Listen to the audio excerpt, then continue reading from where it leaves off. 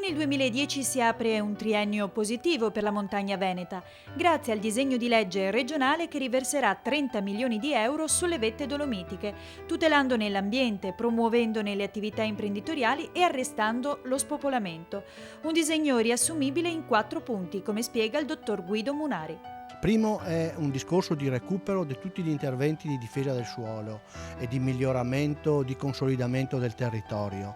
Il secondo punto è un discorso di servizi e riguarda l'accesso alla banda larga anche nei territori montani. Il terzo è un intervento di recupero edilizio, che è una innovazione per quanto riguarda gli interventi sul territorio montano. Il quarto è un intervento che riguarda i servizi sociali, la maggiore accessibilità al territorio, non solo legata ad un discorso scolastico ma anche ad un discorso sociale. Franco Manzato, vicepresidente della Regione Veneto, per oltre un anno ha lavorato accanto ad amministrazioni locali e rappresentanze del territorio, portando avanti con forza questo disegno di legge. Quello che abbiamo fatto è un disegno di legge che non si interessa solamente del mondo economico in senso stretto, quindi il mondo artigianale, industriale, turistico, ma anche la parte sociosanitaria, anche la parte della mobilità, della viabilità, che secondo noi sarà importantissimo per la competitività di tutto il sistema. E il sistema montano plaude l'iniziativa e attende ora di vedere la progettualità tradotta in realtà. Abbiamo raccolto le testimonianze degli addetti ai lavori presenti al convegno che ha illustrato le opportunità della legge. Sentiamole. Questo è un disegno di legge importantissimo che dà valore alla montagna, che deve essere tutelata e valorizzata in tutti i suoi aspetti.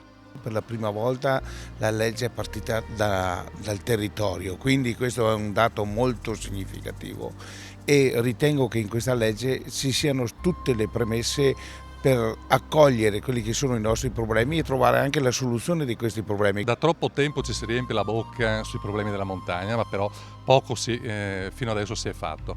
Io credo che quindi partendo direttamente dal territorio, dagli operatori del territorio, si possa effettivamente partorire un qualcosa di molto positivo. Quindi la vediamo positivamente. E per gli amministratori cosa cambierà? Abbiamo chiesto al presidente della provincia di Belluno di farci un esempio. Un sindaco di pianura magari fa fatica a rendersi conto di cosa vuol dire fare la pulizia delle strade con la neve. In questo progetto di legge si prevede il finanziamento da parte della Regione dell'80% di questo tipo di spesa ed è una spesa che per le casse comunali di un comune o di un'amministrazione provinciale di montagna va a incidere in modo sostanziale.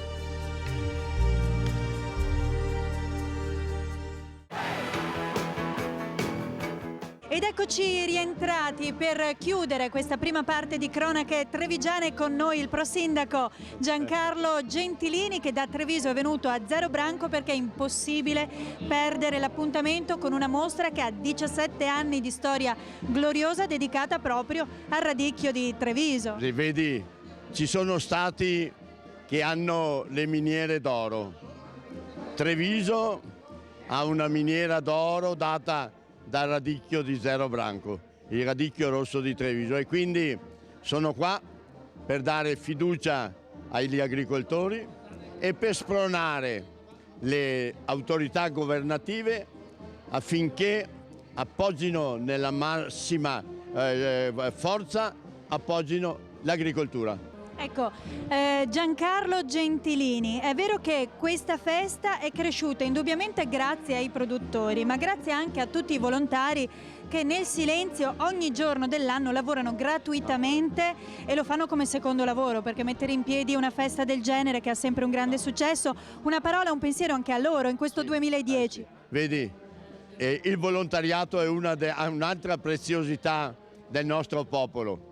E quindi io devo ringraziare tutti coloro che si sacrificano, che pagano di tasca propria, perché non hanno nessuna sovvenzione, ma sono spinti da quella carica e da quel carisma che è proprio del popolo veneto. E quindi un ringraziamento e continuate così. Grazie a Giancarlo Gentilini per essere stato con noi ed averci così deliziato in questa chiusura di prima parte. Cronache Trevigiane si ferma un istante qui, un po' di pubblicità e poi seconda parte tutta dedicata alle grandi novità dalla marca trevigiana.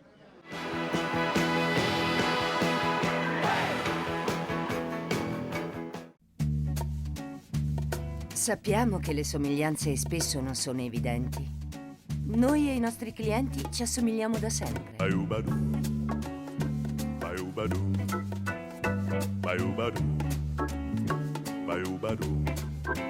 Perché siamo cresciuti negli stessi luoghi, perché parliamo la stessa lingua, perché abbiamo gli stessi valori, perché sappiamo guardare avanti. Siamo con te perché siamo come te.